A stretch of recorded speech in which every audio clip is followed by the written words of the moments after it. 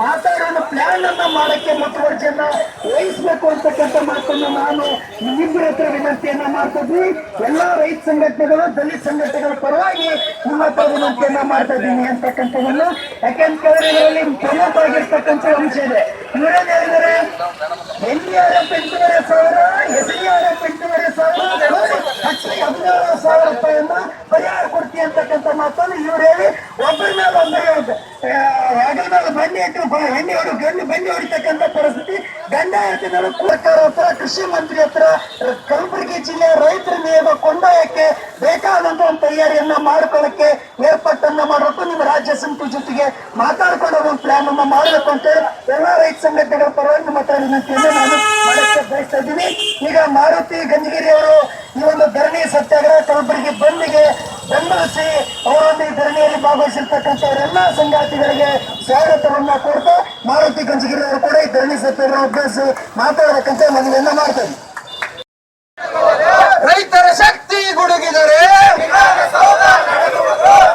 ಬಂಧುಗಳೇ, ಇವತ್ತು ಈ ಒಂದು ಹೋರಾಟದಲ್ಲಿ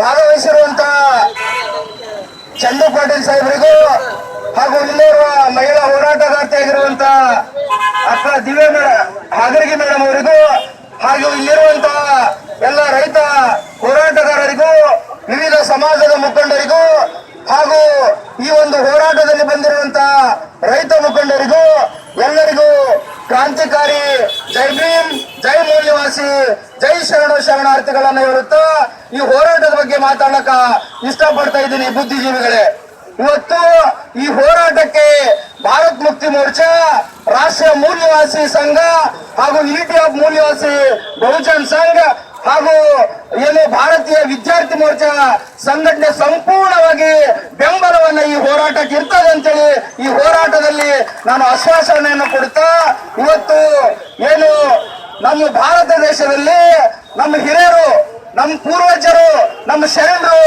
ನಮ್ಮ ಸಂತರು ಎದಕ್ಕಾಗಿ ಹೋರಾಟ ಮಾಡಿದ್ರು? ಇವತ್ತು ನಾವು ಇನ್ನೊಬ್ರು ಗುಲಾಮದಾಗಿದ್ದೀವಿ, ನಾವು ಇನ್ನೊಬ್ರು ಮಜಬೂರ್ದಾಗಿದ್ದೀವಿ.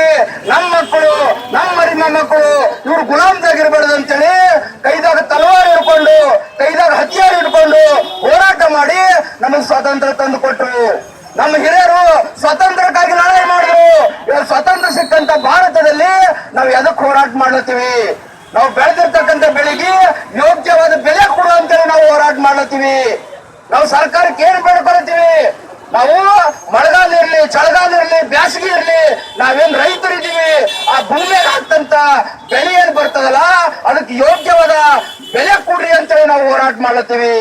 ನಮ್ಮ ಆತ್ಮರು ಸ್ವಾತಂತ್ರ್ಯ ತಂದು ಕೊಟ್ಟಂತ ಭಾರತದಲ್ಲಿ, ಆಜಾದ್ ಭಾರತದಾಗ ನಾವು ಸ್ವಾತಂತ್ರ್ಯಕ್ಕಾಗಿ ಹೋರಾಟ ಮಾಡ್ಲತ್ತೀವಿ. ಇವತ್ತಿನ ದಿವಸ ಭಾರತ ದೇಶದಾಗ ಬಂಗಾರವಾಗಿ ಆಡ್ತಿತ್ತು ಬಂಧುಗಳೇ. ಯಾವಾಗ ಬಂಗಾರವಾಗಿ ಆಡ್ತಿತ್ತು? ರೈತರು ಉದ್ದು, ಹೆಸರು, ಬಂಗಾರ ಬೆಳ್ಳಿ ಸೇರಿಲಿಂದ ಅರಳಿಗಿಲಿಂದ ಅಳಿತಿದ್ರು. ಸೇರಿಲಿಂದ ಅರಳಿಗಿಲಿಂದ ಅಳಿತಿದ್ರು ನಮ್ಮ ರೈತ ಅಂತ ಬಂದರು ಬಂಗಾರ ಬೆಳ್ಳಿ. ಅವಾಗ ಬಂಗಾರವಾಗಿ ಆಡ್ತಿತ್ತು. ಇವತ್ತ ರೈತರ ಆತ್ಮಹತ್ಯೆಯಾಗಿ ಆಡ್ಲತ್ತದ. ಇವತ್ತು ಪ್ರಸ್ತುತ ಭಾರತದಾಗ ರೈತರ ಆತ್ಮಹತ್ಯೆಯಾಗಿ ಆಡ್ಲತ್ತದ. ಇವತ್ತು ನಾವೆಲ್ಲ ನೋಡ್ತೀವಿ, ಕೇಳ್ತೀವಿ. ನಾ ಯಾವುದೇ ರಾಜಕೀಯ ಪಕ್ಷಕ್ಕೆ ವಿರೋಧ ಮಾಡಿ ಮಾತಾಡ್ಲತ್ತಿಲ್ಲ. ಇವತ್ತಿನ ದಿವಸ ರೈತರ ಶಾಲೆ ಹಾಕೊಂಡು ಭೂಮಿಗೆ ಬೇಡ್ಕೊಂಡು ನಾವು ಪ್ರಮಾಣ ವಚನ ಸ್ವೀಕಾರ ಮಾಡ್ತೀವಿ.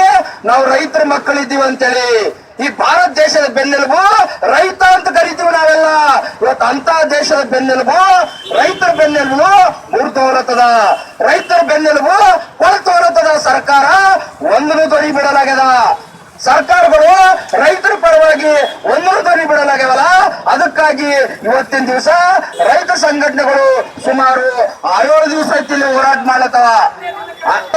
ಇದು 9ನೇ ದಿನ ಧರಣಿ ಕುಂತನು ಕೂಡ ಇವತ್ತು ಸರ್ಕಾರ ಕಣ್ಣು ತೆರೆ ನೋಡ. ರೈತರ ಬೆಳೆ ಹಾನಿ ಏನಾಗಿದೆ ಅದಕ್ಕೆ ಪರಿಹಾರವಾಗಿ ಕೆಲವೊಂದು ಬೇಡಿಕೆಗಳನ್ನ ಇಟ್ಕೊಂಡು ನಾವು ಕಲಬುರಗಿಯ ನಮ್ಮ ಬಸವೇಶ್ವರ ವೃತ್ತದಲ್ಲಿ ಒಂದು ಪ್ರತಿಭಟನೆಯನ್ನು ಮಾಡ್ತಾ ಇದ್ದೇವೆ.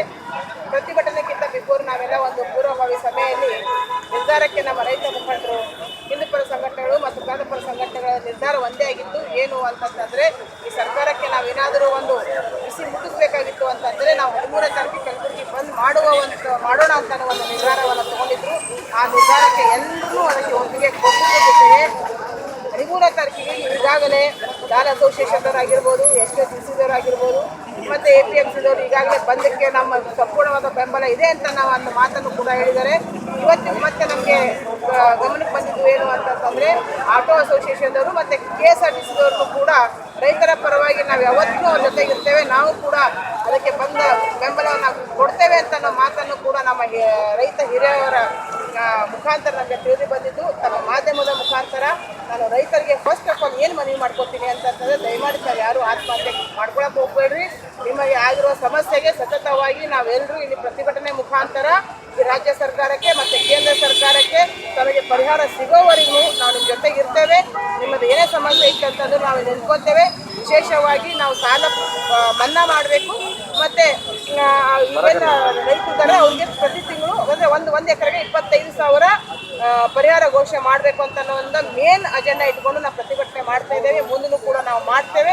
ಹೀಗಾಗಿ ರೈತರು ಮೊನ್ನೆ ಕೂಡ ಒಂದು ಬಸವಪಟ್ಟಣದಲ್ಲಿ ಒಬ್ಬ ರೈತ ಬರೀ 5,000 ರಿಂದ 10,000 ಒಂದು ಸಾಲಕ್ಕಾಗಿ ಆತ್ಮಹತ್ಯೆ ಮಾಡ್ಕೊಂಡ್ರಂತ ಅನ್ನೋ ವಿಷಯನ ನಮ್ಮ ಕೇಳಿ ನಿಜವಾಗ್ಲೂ ನಮಗೆ ತುಂಬ ನೋವಾಗಿದೆ. ದಯಮಾಡಿ ಆ ಥರದ ನಿರ್ಧಾರಗಳನ್ನ ನಾವು ತಗೊಳ್ದೇನೆ ನಿಮ್ಮ ಜೊತೆ ನಾವು ಸತತವಾಗಿರ್ತೇವೆ.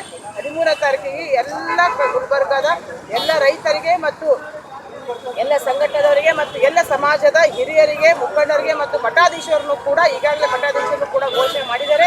ನಾವು ಕೂಡ ಈ ಬೆಂಬಲಕ್ಕೆ ನಿಂತುಕೊಂಡು ನಾವು ಕೂಡ ಅದಕ್ಕೆ ಬರ್ತೇವೆ ಅಂತ ಹೇಳಿದ್ದಾರೆ.